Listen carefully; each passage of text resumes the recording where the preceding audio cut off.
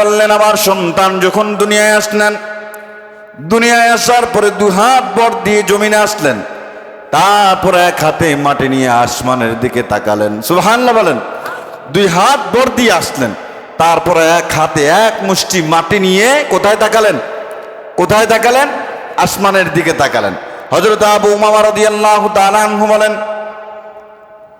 আম্মা জান আয়েশা রাদিয়াল্লাহু তাআলা আনহু বর্ণনা করেছেন যে মক্কায় তৎকালীন জামানায় মক্কায় একজন ইহুদি ব্যবসায়ী কাজের জন্য তিনি মক্কায় থাকতেন।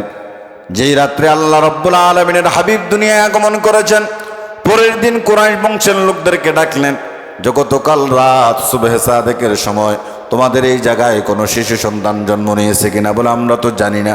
বলে, ভালো করে শোনো, ওই সন্তানটা যখন জন্ম নেবে তার 2 কাঁধের উপরে একটা মোহরে নবুয়ত থাকবে। সুবহানাল্লাহ বলেন। সে জিনাঙ্গুল হাতের মুখের মধ্যে দিয়ে রাখবে, 2 দিন ধরে কারো দুধ সে পান করবে না। এমন শিশুর সন্ধান খোঁজো, যদি তালাশ করে পাও আমাকে জানাবা। খুঁজতে লাগলেন। মনিত মুসল্লিয়ানে কেরাম, রবিউল আউয়াল মাস, নবী আগমনের মাস। আমরা রাসূলুল করিম সাল্লাল্লাহু আলাইহি সাল্লামের সিরাত নিয়ে এই পুরো মাসব্যাপী আলোচনা করব। আল্লাহ যেন আমাদেরকে বুঝার এবং নবীর প্রতি মহাব্বত রাখার তৌফিক দান করে, সকলে বলি আমিন। সম্মানিত মুসল্লিয়ানে কেরাম, আল্লাহ নবী সাল্লাল্লাহু আলাইহি সাল্লাম রবিউল আউয়াল মাসে আগমন করেছেন। মাস নিয়েও অনেকের মধ্যে মতভেদ দেখা যায়, আবার তারিখ নিয়েও অনেকগুলো মতভেদ দেখা যায়। তৎকালীন জামানায় জন্ম তারিখ লিখে রাখতেন না, কারণ তাদের প্রয়োজন হতো না। বর্তমানে আমরা যেমন জন্ম তারিখ লিখে রাখি, তৎকালীন জামানায় জন্ম তারিখ লিখে রাখতেন না। আমরা তো জন্ম নিবন্ধন করতেও জন্ম তারিখ লাগে, পাসপোর্ট করতেও লাগে, আইডি কার্ড বানাতেও জন্ম তারিখ লাগে। তৎকালীন সময় লাগতো না, এই জন্য তারা লিখে রাখতেন না। এই জন্য কেউ বলেছেন রাসূলুল্লাহ সাল্লাল্লাহু আলাইহি সাল্লামের জন্ম 8 তারিখ, কেউ 10 তারিখ, কেউ 12 তারিখ, কেউ 18 তারিখ, এভাবে অনেকে অনেক রকমের তারিখ বলেছেন। অনেকেই অনেক রকমের মাসও বলেছেন যে এই মাসে নবী সাল্লাল্লাহু আলাইহি সাল্লামের জন্মগ্রহণ করেছেন। সর্বোপরি আমরা সিরাতের বইগুলোতে যেটা দেখতে পাই সেটা হলো রাসূলুল্লাহ সাল্লাল্লাহু আলাইহি সাল্লাম রবিউল আউয়াল মাস 12 তারিখ সোমবার দিনগত রাত, না দিন না রাত, এমন একটি সময় আল্লাহর হাবিব সাল্লাল্লাহু আলাইহি সাল্লামকে আল্লাহ রাব্বুল আলামিন দুনিয়ায় পাঠিয়েছেন। সুবহানাল্লাহ পড়েন।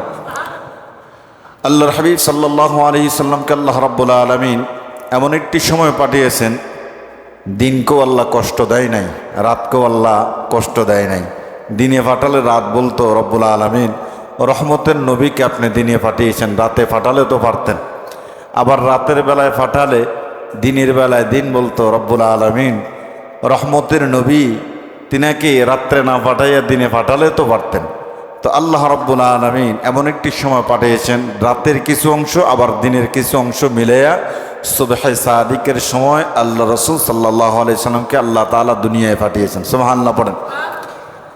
সর্বোপরি রবিউল আউয়াল মাসে আল্লাহ রাসূল সাল্লাল্লাহু আলাইহি সাল্লামের জন্মগ্রহণ করেছেন। এই পৃথিবীতে আল্লাহ রাব্বুল আলামিন মানুষের হিদায়াতের জন্য অসংখ্য অগণিত নবী এবং রসুলকে আল্লাহ তাআলা দুনিয়াতে পাঠিয়েছেন। নবীদের ধারাবাহিকতা শুরু হয়েছে আদম আলাইহিস সালাতু ওয়াস সালাম থেকে, এবং এর পূর্ণতা পরিসমাপ্তি ঘটেছে মুহাম্মদুর রাসূলুল্লাহ সাল্লাল্লাহু আলাইহি সাল্লামের মাধ্যমে। আল্লাহ সুবহানাহু ওয়া তাআলা আমার আপনার নবীকে কোনো জাতি বা নির্দিষ্ট কোনো সময়ের জন্য দুনিয়াতে পাঠান নাই। কিয়ামত পর্যন্ত যত মানুষ এই দুনিয়াতে আসবেন সকল মানুষের জন্য আমার নবীকে রহমত হিসেবে আল্লাহ তাআলা প্রেরণ করেছেন। সুবহানাল্লাহ বলেন। আমার নবী হলেন শেষ নবী, তারপরে আর কোনো নবী আসার সুযোগ আছে? আসবে? কোনো নবী আসবে না। আমার নবী হলেন শেষ নবী।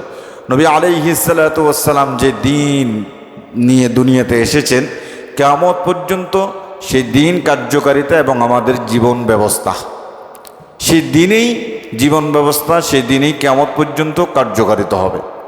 আল্লাহ রাব্বুল আলামিন কোরআনুল কারীমে স্পষ্টভাবে ঘোষণা করে দিয়েছেন যে মুহাম্মদ সাল্লাল্লাহু আলাইহি সাল্লাম তোমাদের মতো সাধারণ কোনো মানুষ নয়, বরং তিনি নবীদের ধারাবাহিকতার পরিসমাপ্তি ঘটানো সর্বশ্রেষ্ঠ মহামানব এবং সর্বশেষ রসুল। কারণ আল্লাহ রাব্বুল আলামিন কোরআনুল কারীমে আল্লাহ বলেন মা কানা মুহাম্মাদুন আবা আহাদিম মির রিজালিকুম ওয়ালাকিন রাসূলুল্লাহি ওয়া খাতামান নাবিয়্যিন। আল্লাহ রাব্বুল আলামিন বলেন, মুহাম্মদ সাল্লাল্লাহু আলাইহি সাল্লাম তোমাদের মধ্যে কোনো পুরুষের পিতা নয়। মুহাম্মদ সাল্লাল্লাহু আলাইহি সাল্লাম আল্লাহর রাসূল ওয়া খাতামান নাবিয়্যিন, এবং তিনি হলেন শেষ নবী। সুবহানাল্লাহ। মুহাম্মদ সাল্লাল্লাহু আলাইহি সাল্লাম তোমাদের মধ্যে কোনো পুরুষের পিতা নয়, বরং তিনি আল্লাহর রাসূল, সর্বশ্রেষ্ঠ মহামানব। তিনার পরে আর কোনো নবী আসবেন না। তিনাকে আল্লাহ তাআলা কোনো জাতি বা নির্দিষ্ট কোনো সময়ের জন্য পাঠায় নাই, সকল মানুষের জন্য তিনাকে রহমত হিসেবে প্রেরণ করে দিয়েছেন। কে? তিনি হলেন আমাদের জন্য সুসংবাদদাতা, আমাদের জন্য সতর্ককারী রূপে দুনিয়াতে এসেছেন। আল্লাহ রাব্বুল আলামিন বলেন, ওয়ামা আরসালনাকা ইল্লা কাফাতাল লিন্নাসি বাশীরাও ওয়া নাযীরা ওয়ালাকিন্না আকসারান নাসি লা ইয়ালামুন। আল্লাহ রাব্বুল আলামিন বলেন, আমি নবী মুহাম্মদুর রাসূলুল্লাহ সাল্লাল্লাহু আলাইহি সাল্লামকে দুনিয়াতে পাঠিয়েছি সুসংবাদদাতা, সতর্ককারী রূপে।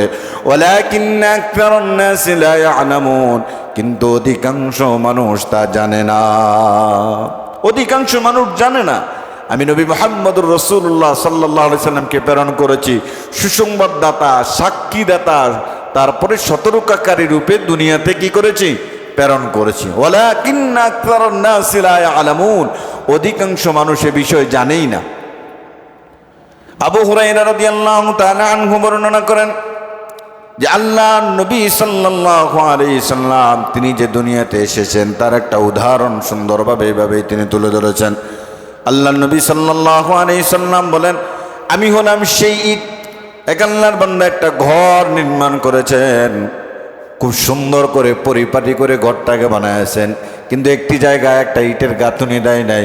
মানুষ এই ঘরটা দেখার জন্য চতুর্দিকে ঘোরে, আর বনে এত সুন্দর করে এই ঘরটা বানালো, কিন্তু এই জায়গায় যদি ইটটা লাগানো হতো তাহলে ঘরটাকে পরিপূর্ণ দেখা যেত। নবী আলাইহিস সালাম বলেন, আমি হলাম সেই ইট। এই ইটের মাধ্যমে ঘর যেমন পরিপূর্ণ হয়েছে, আর আমি নবী মুহাম্মদুর রাসূলুল্লাহ সাল্লাল্লাহু আলাইহি সাল্লামকে দুনিয়ায় পাঠানোর মধ্যে নবী আসার সিলসিলা আল্লাহ বন্ধ করে দিয়েছেন। সুবহানাল্লাহ। আমি হলাম শেষ নবী, খাতামান নাবিয়্যিন, আমার পরে কোনো নবী আসবে। আমার নবী মায়ের নাম হলো আমেনা, বাবার নাম আব্দুল্লাহ, দাদার নাম কি? Abdul Muttalib. দাদার নাম কি? কথা বলেন না কেন? দাদার নাম কি?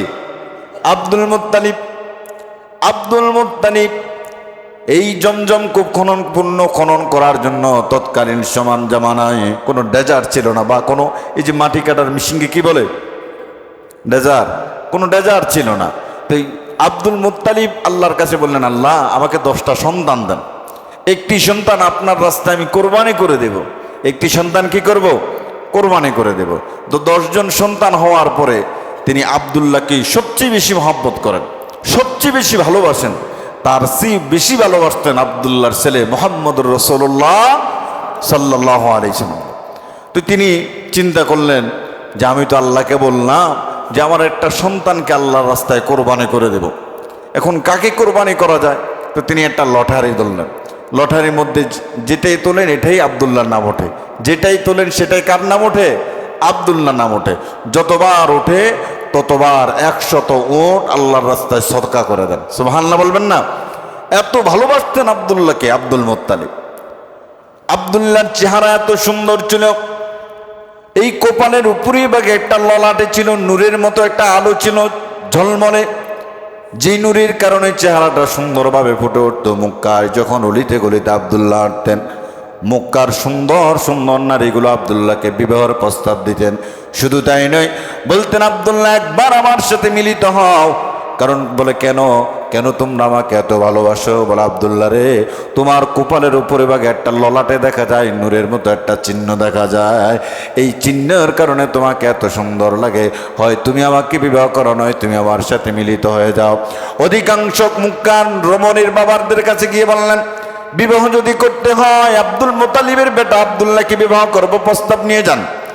আব্দুল মুত্তালিবের কাছে অসংখ্য গণিত বিবাহের প্রস্তাব আসলো। আব্দুল মুত্তালিব বাড়ি গিয়ে স্ত্রীকে বললেন, স্ত্রী গো, শুনে নাও, তোমার সন্তানকে বিবাহ করার জন্য মক্কার এমন কোনো ঘর নাই যে ঘরের মানুষজন আমার কাছে আসে নাই তাদের মেয়েকে বিবাহ দেওয়ার জন্য। আব্দুল মুত্তালিব বিবাহ করার জন্য আব্দুল্লাহকে এবার পাত্রে খুঁজতেছেন। খুঁজতে খুঁজতে মদিনায় ওহাব জোহরের মেয়ে আমেনাকে আব্দুল্লাহর সঙ্গে বিবাহ করালেন। বিবাহ করার পরে 3 দিন আব্দুল্লাহ ঘর থেকে বাইর হয় নাই। 3 দিন পর্যন্ত ঘর থেকে বাইর হয় নাই। মক্কার নারীরা আব্দুল্লাহরে তালাশ করে, আর আব্দুল্লাহকে মক্কায় কোথাও দেখে না। ব্যাপার কি, আব্দুল্লাহ কই? আজকে 3 দিন যাবৎ মক্কার অলিতে গলিতে রাস্তায় কোথাও আব্দুল্লাহকে দেখা যায় না। 3 দিন পরেই যখন আব্দুল্লাহ ঘর থেকে বাইর হলেন, সংবাদ চলে গেল। মক্কার নারীরা একে অপরকে বলে, শোনো, আব্দুল্লাহ বাড়ি থেকে বের হয়েছে, চলো একটা নজর আব্দুল্লাহকে দেখে আসি। বলেন সুবহানাল্লাহ। এত সুন্দর চেহারা, চেহারার কপালের উপরিভাগে নূরের একটা চিহ্ন দেখা যেত। এই নূরের কারণে চেহারাটা ঝলমল ঝলমল করত। আজ মক্কার নারীরা আব্দুল্লাহকে দেখেই আর বিবাহের প্রস্তাব দেয় না, আব্দুল্লাহকে দেখে আর মিলিত হওয়ার প্রস্তাব দেয় না। আব্দুল্লাহর দিকে তাকায়া মক্কার নারীরা যার যার বাড়িতে চলে যায়। আব্দুল্লাহ রেখে বলে, ও মক্কার নারীরা, শুনে নাও, আমাকে দেখলেই তোমরা বিবাহের প্রস্তাব দিতা, আমাকে দেখলেই আমার সঙ্গে মিলিত হওয়ার জন্য তোমরা বলতা। আজকে আমার দিকে তাকায়া কথা না বলে তোমরা চলে যাচ্ছ কেন, সেটা আমরা জানতে চাই।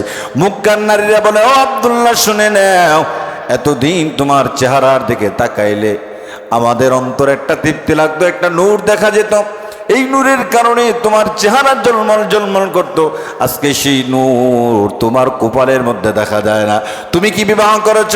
বলে, হ্যাঁ, বিবাহ করেছে। এবার মক্কার নারীরা বলে, আব্দুল্লাহ রে, বিবাহ করার কারণে তোমার চেহারা থেকে সেই নূর চলে গেছে। আল্লাহু আকবার বলেন। আর সেই নূর হলো আখিরি জামানার নবী মুহাম্মদুর রাসূলুল্লাহ সাল্লাল্লাহু আলাইহি ওয়াসাল্লাম। আব্দুল্লাহর ঔরস থেকে সেটা চলে গেল আমেনার গর্ভের ভিতরে। সুবহানাল্লাহ বলেন। এত সুন্দর ছিলেন আব্দুল্লাহ। যখন আমেনার গর্ভে মুহাম্মদুর রাসূলুল্লাহ সাল্লাল্লাহু আলাইহি ওয়াসাল্লাম 6 মাস হলো, আব্দুল্লাহ ব্যবসায়িক কাজের উদ্দেশ্যে সিরিয়ায় রওনা হয়ে গেলেন। প্রতিমধ্যে সিরিয়ায় যাওয়ার পথে আব্দুল্লাহ দুনিয়ার থেকে বিদায় হয়ে গেলেন। আমেনা স্বামীহারা হয়ে গেলেন, বিধবা হয়ে গেলেন। বিধবা হয়ে গেলেন, স্বামীহারা হয়ে গেলেন। দীর্ঘদিন হয়ে গেল। আমেনা আবার যখন ঘর থেকে বাইর হয়, কুফে যায় পানি নেওয়ার জন্য, সংসারিক কোনো কাজের জন্য বাইর হয়। মক্কার অলিতে গলিতে আমেনার গা থেকে, আমেনার শরীর থেকে একটা সুঘ্রাণ ছড়িয়ে যায় বাতাসের মাধ্যমে। মক্কার মানুষগুলো বলে, এই সুঘ্রাণ তো কোনোদিন আমাদের নাকে আসে নাই, মক্কায় কোথাও এই সুঘ্রাণ পাই নাই। ব্যাপার কি? সুঘ্রাণ নিতে নিতে নিতে নিতে যখন মানুষ আমেনার কাছে চলে আসে, বলে, কি ব্যাপার? ওই দিন আগে আব্দুল মুত্তালিবের সন্তান আব্দুল্লাহ দুনিয়ার থেকে বিদায় হয়ে গেল। মরতে না মরতে আব্দুল্লাহর স্ত্রী আব্দুল মুত্তালিবের ছেলের বউ বুঝি শরীরের মধ্যে খুশবু লাগাইয়া ঘর থেকে বাইর হয়। নাউজুবিল্লাহ বলেন। কিছু মানুষ মনে করেন সাংসারিকভাবে ভালো চলাফেরা করতেছে, আবার আপনার পার্শ্ববর্তী মানুষ এটা সহ্য করতে পারে না। কিছু কুটনা মহিলা আছে না, সংসারের মধ্যে বেজাল লাগাই দেয়, আছে না? না, এরকম কিছু কুটনা মহিলা আছে সংসারের মধ্যে বেজাল লাগাই দেয়, যে তারা ভালো চলতো কা, ভালো খাইতো কা, এই জন্য তারা দেখবেন দিয়ে বেজাল লাগাই দেয়। যে এমন কিছু মহিলা আছে, যখন দেখলেন আমেনার শরীর থেকে একটা সুঘ্রাণ বাহির হয়, যেই সুঘ্রাণ মক্কার অলিতে গলিতে কোথাও দেখে নাই, কোথাও গ্রাণ নেই নাই, গ্রাণ কোথাও পায় নাই। আব্দুল মুত্তালিবের কাছে আসলেন, এসে বলেন, আব্দুল মুত্তালিব, বংশ পরম্পরা, তোমাদের বংশের সম্মান ইজ্জত মর্যাদা তো আস। তোমার ছেলে বিদায় হলো, কয়দিন হয়েছে? তোমার ছেলের বউ গায়ের মধ্যে খুশবু না, গায়ে মক্কায় এদিক সেদিক চলাফেরা করে, তুমি কি সেটা জানো? বলে, আমি তো জানি না। বাসায় গেলেন, গিয়া স্ত্রীকে বললেন, স্ত্রী শুনছো নাকি? বলে, কি? বলে, আমিনা নাকি শরীরের মধ্যে খুশবু লাগায় চলাফেরা করে। বলে, এই কথাটা তো আমার কাছেও এসেছে। আমি জিজ্ঞেস করার সাহস পাই নাই, কারণ হলো আমার সন্তানটা বিদায় হয়েছে কয়েকদিন হলো, তখন তো তিনি বিধবা, এই জন্য সাহস করে আমি জিজ্ঞাসা করতে পারি নাই। আব্দুল মুত্তালিব বলে, স্ত্রীরে সাহসিকতার এখানে কোনো প্রয়োজন নাই, বংশের মানিজ্যতের প্রশ্ন, এখানে আমাদের বংশের সম্মানের প্রশ্ন। এভাবে গায়ে খুশবু লাগায় হাঁটলে আমাদের সম্মান, আমাদের বংশের মর্যাদা রক্ষা করতে হবে, বংশ মর্যাদার উপরে কলঙ্ক হবে। আমেনাকে আজকে জিজ্ঞাসা করতে হবে। রাতের বেলায় ডাকলেন আব্দুল মুত্তালিব, আমেনাকে বললেন, আমেনা গো, আমার সন্তান বিদায় হয়েছে, বেশি দিন হয় নাই, তুমি নাকি শরীরের মধ্যে খুশবু লাগায় মুক্কায় এদিক সেদিক চলাফেরা কর। আমেনা বলেন, বাবা, রব্বের কসম, রব্বে কাবার কসম করে বলি, ওই আল্লাহর কসম যার হাতে আমার জীবন আমার মরণ, আমি কোনোদিন আমার শরীরের মধ্যে খুশবু লাগাই নাই। যখন থেকে আমার গর্ভে আমার সন্তান আসলেন, তখন থেকে আমার শরীর থেকে একটা খুশবু বাইর হয়। সুবহানাল্লাহ, সুবহানাল্লাহ। আর অস্ত বলেন, যখন আমার সন্তান আমার গর্ভে আসলেন, তখন থেকে আমার শরীর থেকে একটা খুশবু বাইর হয়। এবার আব্দুল মুত্তালিবের স্ত্রী বললেন, স্বামী সত্য কথা বলে, কিভাবে তুমি জানলা? বলে, আমেনা যেই গোসলখানায় গোসল করে আসে, পরবর্তীতে আমি যখন গোসল করার জন্য যাই, ওই গোসলখানার মধ্যে একটা সুঘ্রাণ আমি দেখতে পাই। সুবহানাল্লাহ, সুঘ্রাণ আমি নাকি পাই, এত খুশবু গ্রাম, এত সুগন্ধি যে মক্কায় আমি জীবনে এই সুগন্ধি দেখি নাই। সুবহানাল্লাহ বলবেন না? আমেনা বললেন, বাবা শোনেন, শুধু তাই নয়, আমি যখন কূপে পানি আনার জন্য যাই, রাস্তার মধ্যে যে বড় বড় পাথরগুলো, এই পাথরগুলো সূর্যের তাপে গরম হয়ে যায়, অনেক শক্ত, পায়ের নিচে লাগলে পায়ে ব্যথা পায়। কিন্তু আমি যখন আমার সন্তান গর্ভে আসার ফলে আমি যখন কূপের মধ্যে পানি আনতে যাই, এই পাথরগুলো ঠান্ডা হয়ে যায়, নরম হয়ে যায়। সুবহানাল্লাহ, আমি আর কষ্ট পাই না। যখন কূপের কাছে পানি আনতে যায়, কূপের পানি অনেক নিচে থাকে, কিন্তু আমার সন্তানের বরকতে সেই নিচ থেকে পানিটা উপরে চলে আসে। সুবহানাল্লাহ। শুধু তাই নয়, মক্কার নারীরা দেখতে পেল যে আমি যখন কূপের কাছে পানি আনতে যাই, পানি উপরে চলে আসে। সেই মক্কার নারীরা আমার বাড়িতে এসে বলে, আমেনা চলো পানি আনার জন্য যাই। বলো, কেন? বলো, তুমি যখন পানি আনার জন্য যাও, কূপের নিচে পানি পড়ে থাকে, সেই পানি তোমার সম্মানে উপরে চলে আসে, তুমি আমাদের সঙ্গে চলো, আমরাও পানি নিয়ে যাব, আর তোমার পানির পাত্রটাও প্রয়োজনে তোমার বাড়িতে পৌঁছে দেব। আমি কূপের কাছে গেলে কূপের পানিটা আমার সন্তানের সম্মানে, কূপের পানিটা উপরের দিকে চলে আসে। সুবহানাল্লাহ। আমার নবীর বরকতে, আমেনা বললেন, কূপের পানি উপরে চলে আসে। আমার নবীর বরকতে আমেনার শরীর থেকে একটা সুঘ্রাণ ছড়িয়ে পড়ে। সুবহানাল্লাহ বলেন। সেই নবী যখন দুনিয়ায় আসেন, আল্লাহর নবী দুনিয়ায় আসার আগে আব্রাহার হস্তি বাহিনী ধ্বংস হয়েছিল। কোরআনুল কারীমে সূরা ফিল পড়লে সবাই জানতে পারবেন, আল্লাহর ঘর ভাঙার জন্য আব্রাহা যখন হস্তি বাহিনী নিয়ে আসলো, আসহাবে ফিল, ওই ঘটনাটা ঘটেছিল আমার নবী যেই বছর দুনিয়া আসবেন, নবীর বরকত। আল্লাহর নবী সাল্লাল্লাহু আলাইহি সাল্লাম দুনিয়ায় যেই বছর আসবেন, ওই বছর আব্রাহা তার হস্তি বাহিনীকে নিয়ে কাবা ঘর ভাঙার জন্য গিয়েছিল। আল্লাহ রাব্বুল আলামিন কোনো বাহিনী পাঠান নাই, কোনো পুলিশ সেনাবাহিনীর প্রয়োজন হয় নাই। যাকে আল্লাহ রাব্বুল আলামিন ফাঁকি ফাটায় দিয়েছেন, আর ওই ফাঁকির মাধ্যমে আব্রাহার বাহিনীকে আল্লাহ ধ্বংস করে দিয়েছেন। সুবহানাল্লাহ। এই ঘটনা আমার নবী সাল্লাল্লাহু আলাইহি সাল্লাম দুনিয়াতে আসবেন এই সুসংবাদ গ্রহণ করে। সুবহানাল্লাহ বলেন। উসমান ইবনে আবুল আস রাদিয়াল্লাহু তাআলা আনহু বর্ণনা করেন, উসমান ইবনে আবুল আস তার মা ফাতেমা বিনতে আব্দুল্লাহ, তিনি বলেন, আল্লাহর নবী দুনিয়াতে আসবেন, ফাতেমার সন্তান দুনিয়াতে আসবেন। আমরা তখন আমেনার ঘরে ছিলাম। আমরা দেখলাম আকাশের তারকাগুলো আমেনার ঘরের মধ্যে ঝুঁকে আছে, মনে হয় যেন এই তারকাগুলো আমাদের শরীরে এসে পড়বে। সুবহানাল্লাহ। অচিরে আমরা বুঝতে পারলাম যে এই তারকারাজিগুলো ঝুঁকে পড়ার দ্বারা এটাই বুঝিয়েছে যে দুনিয়া থেকে কুফর, শিরিক, বেদাত দূর হয়ে যাবে। সুবহানাল্লাহ বলেন। অন্ধকারকে আলোকিত করে দেওয়ার জন্য নিশ্চয়ই এই জমিনে আল্লাহ রাব্বুল আলামিন একজন নবী পাঠাবেন। হযরত ইরবাজ ইবনে সারিয়া রাদিয়াল্লাহু তাআলা আনহু বলেন, আল্লাহ নবী সাল্লাল্লাহু আলাইহি সাল্লামের মা আমেনা বলছে, আমার সন্তান যখন দুনিয়ায় আসবেন একটা নূর আমার গর্ভ থেকে বের হলো, এই নূরের আলোয় সিরিয়ার রাজপ্রাসাদ পর্যন্ত আমার সামনে আলোকিত হয়ে গেল। সুবহানাল্লাহ, সিরিয়ার রাজপ্রাসাদ পর্যন্ত আলোকিত হয়ে গেল। শুধু তাই নয়, নবী আলাইহিস সালাতু ওয়াস সালাম দুনিয়ায় আসবেন, আর পৃথিবীর মূর্তিগুলোর মধ্যে নবী আসার সুসংবাদ জারি হয়ে গেল। আল্লাহর নবী দুনিয়ায় আসবেন, পারস্যের রাজপ্রাসাদগুলোর মধ্যে ভূমিকম্প শুরু হয়ে গেল। পারস্যের রাজপ্রাসাদ থেকে 14টা গম্বুজ ভেঙে জমিনে পড়ে গেল। এমনকি পারস্যের 1000 বছর প্রজ্বলিত একটা আগুনের কুণ্ড, যে আগুন নিভাতে পারে না, 1000 বছর পর্যন্ত জ্বলতেছে আগুনের দাবানল। আল্লাহর নবী দুনিয়ায় আসবেন, আর মুহূর্তের মধ্যে সে আগুন নিভে গেল। সুবহানাল্লাহ, আমার নবী দুনিয়াতে আসবেন, কিছু অলৌকিক ঘটনা ঘটাচ্ছেন আল্লাহ রাব্বুল আলামিন। এই ঘটনাগুলো দ্বারা বুঝাচ্ছেন যে আখিরি জামানার নবী মুহাম্মদুর রাসূলুল্লাহ সাল্লাল্লাহু আলাইহি সাল্লাম অচিরেই দুনিয়ার বুকে। আমিনা বললেন, আমার সন্তান যখন দুনিয়ায় আসলেন, দুনিয়ায় আসার পরে 2 হাত ভর দিয়ে জমিনে আসলেন, তারপরে 1 হাতে মাটি নিয়ে আসমানের দিকে তাকালেন। সুবহানাল্লাহ বলেন। 2 হাত ভর দিয়ে আসলেন, তারপরে 1 হাতে 1 মুষ্টি মাটি নিয়ে কোথায় তাকালেন? কোথায় তাকালেন? আসমানের দিকে তাকালেন। হযরত আবু উমামা রাদিয়াল্লাহু তাআলা আনহু বলেন, আম্মা জান আয়েশা রাদিয়াল্লাহু তাআলা আনহু বর্ণনা করেছেন যে মক্কায় তৎকালীন জামানায় মক্কায় একজন ইহুদি ব্যবসায়ী কাজের জন্য তিনি মক্কায় থাকতেন। যেই রাত্রে আল্লাহ রাব্বুল আলামিনের হাবিব দুনিয়ায় আগমন করেছেন, পরের দিন কুরাইশ বংশের লোকদেরকে ডাকলেন, গতকাল রাত সুবহে সাদেকের সময় তোমাদের এই জায়গায় কোনো শিশু সন্তান জন্ম নিয়েছে কিনা? বলে আমরা তো জানি না। বলে ভালো করে শোনো, ওই সন্তানটা যখন জন্ম নেবে তার 2 কাঁধের উপরে একটা মোহরে নবুয়ত থাকবে। সুবহানাল্লাহ বলেন। সে জিনাঙ্গুল হাতের মুখের মধ্যে দিয়ে রাখবে, 2 দিন ধরে কারো দুধ সে পান করবে না। এমন শিশুর সন্ধান খোঁজো, যদি তালাশ করে পাও আমাকে জানাবা। খুঁজতে লাগলেন, খুঁজে খুঁজে দেখলেন আব্দুল মুত্তালিবের সন্তান আব্দুল্লাহর ঘরে একটা সন্তান জন্ম নিয়েছে। এসে ইহুদির কাছে বললেন যে আব্দুল মুত্তালিবের সন্তান আব্দুল্লাহর ঘরে একটা সন্তান জন্ম নিয়েছে।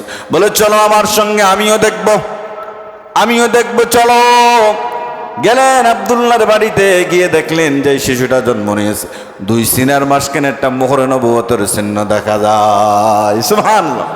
এই মোহরে নবুয়তের চিহ্ন দেখে সে সঙ্গে সঙ্গে অজ্ঞান হয়ে জমিনে পড়ে যায়।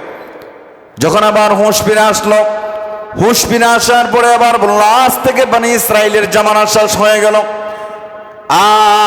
আজ থেকে বনি ইসরাইলের জামানা শেষ, উম্মতে মুহাম্মাদের জামানা আজ থেকেই শুরু। সুবহানাল্লাহ বলেন। এই শিশুকে দেখে তিনি বললেন, আজ থেকে বনি ইসরাইলের জামানা কি হয়ে গেল? শেষ হয়ে গেল, উম্মতে মুহাম্মাদের জামানা শুরু হয়ে গেল। আমার নবী বলেন, আমি হলাম ইব্রাহিম আলাইহিস সালাতু ওয়াস সালামের দোয়ার ফসল, ঈসা আলাইহিস সালাতু ওয়াস সালামের সুসংবাদ, আর আমার মায়ের স্বপ্ন। ইব্রাহিম আলাইহিস সালাতু ওয়াস সালাম আমার নবীর জন্য দোয়া করেছেন, করেন নাই? বলেন। কুরআনুল কারীম আল্লাহ বলেন, রব্বানা ওয়াবআথ ফীহিম রাসূলাম মিনহুম ইয়াতলু আলাইহিম আয়াতিকা ওয়া ইউআল্লিমুহুমুল কিতাবা ওয়াল হিকমাতা ওয়া ইউযাক্কিহিম ইন্নাকা আনতাল আজিজুল হাকীম। সুবহানাল্লাহ বলেন।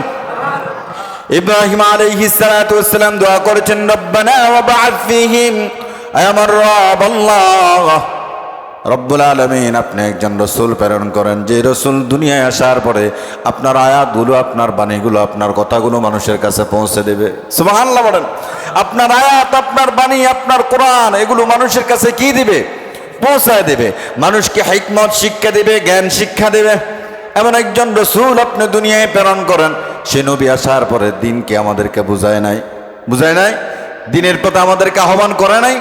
দিনের পথে আহ্বান করেছেন, দিন বুঝাইছেন, কোরআন বুঝাইছেন, আয়াত বুঝাইছেন, আল্লাহকে চিনাইছেন, দিন চিনাইছেন মানুষকে। আজও সেই দিন সম্পর্কে কথা বলে উলামায়ে কেরাম, সে উলামায়ে কেরামের সম্মান সমাজে আছে না নাই? আছে না নাই? কিছু কিছু মানুষের কাছে সম্মান থাকলেও আবার কিছু কিছু মানুষের কাছে উলামায়ে কেরামের সম্মান একবারে নাই।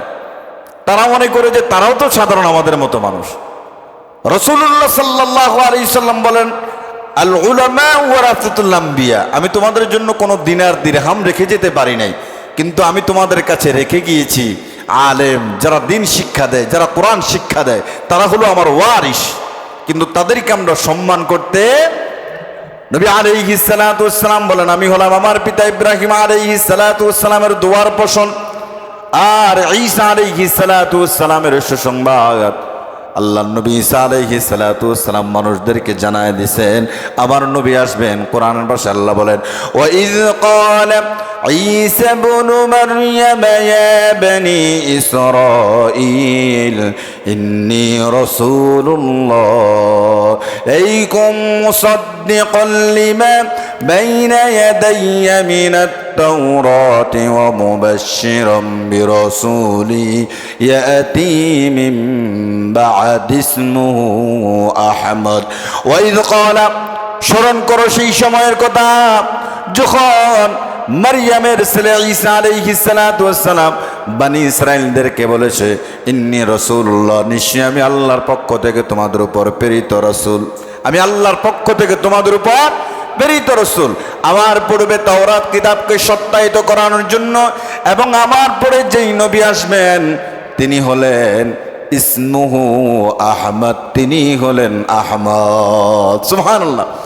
আল্লাহর হাবিব বলেন, ইব্রাহিম আলাইহিস সালাতু ওয়াস সালামের দুয়ার পোষণ আমি, ঈসা আলাইহিস সালাতু ওয়াস সালামের সুসংবাদ, ঈসা আলাইহিস সালাতু ওয়াস সালাম সুসংবাদ দিয়ে গেছেন যে আখিরি জামানার নবী মুহাম্মদুর রাসূলুল্লাহ সাল্লাল্লাহু আলাইহি সাল্লাম দুনিয়াতে আসবেন। ঈসা আলাইহিস সালাতু ওয়াস সালাম দোয়া করেছেন।